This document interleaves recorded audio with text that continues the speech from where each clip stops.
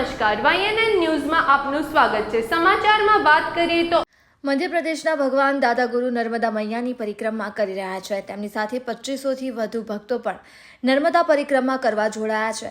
ત્યારે આજરોજ પોલીસના ચુસ્ત બંદોબસ્ત સાથે સિનોર તાલુકાના દિવેર ગામે ભગવાન દાદા ગુરુ આવી પહોંચ્યા હતા, જ્યાં રજનીભાઈ અને મહેશભાઈ પટેલ દ્વારા વિસામાનું આયોજન કરવામાં આવ્યું હોય। ભક્તોએ ત્યાં ભોજન પ્રસાદીનો લાભ લઈ ત્યાં આરામ કર્યો હતો।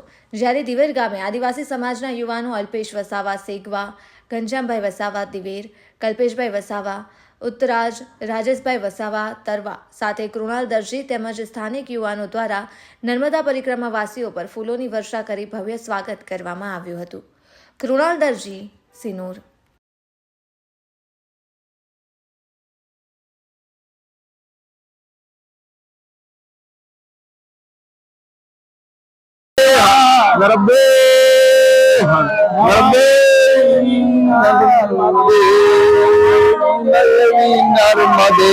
મારું નામ રજનીકાંત રામદાસ પટેલ। હું શ્રી રામેશ્વરી રેવા trust charitable ટ્રસ્ટનો trustee.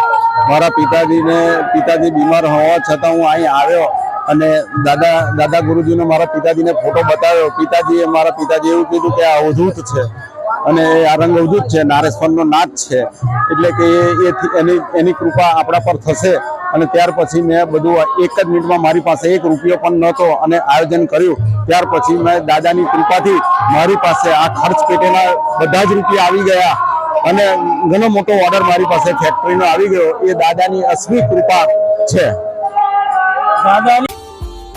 Subscribe now and press the bell icon. Never miss an update.